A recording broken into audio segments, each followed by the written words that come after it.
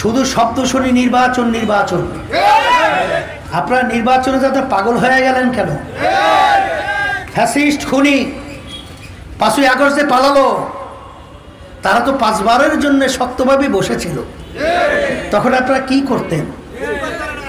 আজকে ছাত্র জনতা হাজার হাজার জানের বিনিময়ে, রক্তের বিনিময়ে আজকে তাদের চক্ষু হারিয়েছে, পঙ্গুত্ব বরণ করেছে। আজকে দেশ উন্মুক্ত হয়েছে, স্বাধীন হয়েছে।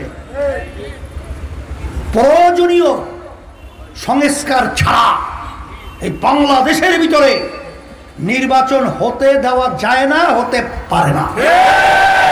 যারা নাকি নির্বাচনের জন্য বারবার কথা বলছেন, আমি তাদেরকে প্রশ্ন করেছিলাম যে আপনারা নির্বাচনে ক্ষমতায় যে কি করবেন?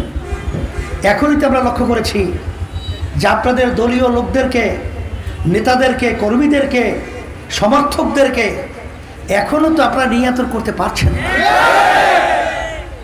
আমরা দেখেছি ইসলামী নীতি আদর্শ এবং এই দুর্নীতিবাজ মানব রচিত এই নীতি আদর্শের ভিতরে পার্থক্য হলো 5ই আগস্ট যখন নাকি দেশ অভ্যুত্থান হলো, এখনো মায়ের কান্না বন্ধ হয় নাই।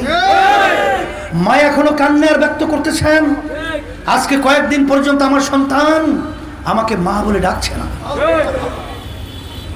এখন আমাদের কানে সেই শব্দগুলো আসছে, মুগ্ধর সেই পানি পানি শব্দ এখন আমাদের কানে ভাসছে। আজকে রাজপথ রক্তে রঞ্জিত হয়েছে। আজকে হাজার হাজার শত শত আজকে বাংলাদেশের মানুষ চোখ হারিয়েছে, পঙ্গুত্ব বরণ করেছে। সেখানে আমরা দেখেছি ইসলামী আন্দোলন বাংলাদেশ এবং সহযোগী সংগঠনগুলো, তখন আমরা বাংলাদেশের নিরাপত্তা এবং সংখ্যালঘুদের জানমাল নিরাপত্তার জন্য আমরা সারা দেশে পাহারার দায়িত্ব পালন করেছি। কারণ আমরা বুঝেছি শকুন চক্ষু ভারত আমাদের বাংলাদেশের দিকে নিয়ে আছে। সুযোগ পাবে তো আন্তর্জাতিকভাবে সংখ্যালঘুদের ইস্যু সামনে নিয়ে এসে আমাদের দেশকে অশান্তি করবে, এই ধরনের চিন্তা তারা করবে, এটা আমরা বুঝতে পেরেছি। তখনই যেন বাংলাদেশের ভিতরে এই অবস্থান তৈরি করতে না পারে, এই জন্য কিন্তু সারা দেশে সংখ্যালঘুদের আমরা জান মাল এবং তাদের উপাসনালয়গুলো কোনো ক্ষতি না হয় পাহারার দায়িত্ব পালন করেছি।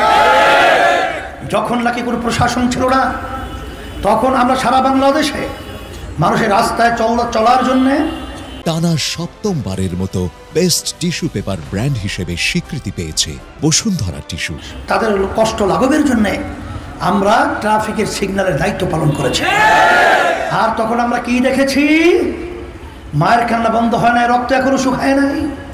তখন এক শ্রেণীর নর পশুরা তখন চাঁদাবাজিতে লিপ্ত, তারা টেন্ডারবাজিতে লিপ্ত, তারা বিভিন্ন ঘাট দখলে লিপ্ত, তারা স্টেশন দখলের জন্য লিপ্ত। আমি ওদেরকে ধিক্কার জানাই।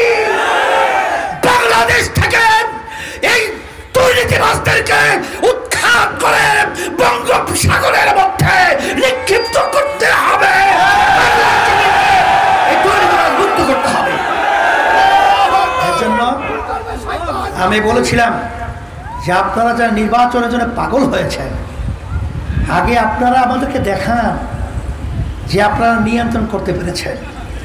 যদি নিয়ন্ত্রণ করতে না পারেন, ক্ষমতায় যাওয়ার পরে আপনারা যে কি কাণ্ড করবেন এটা আমাদের জানা আছে।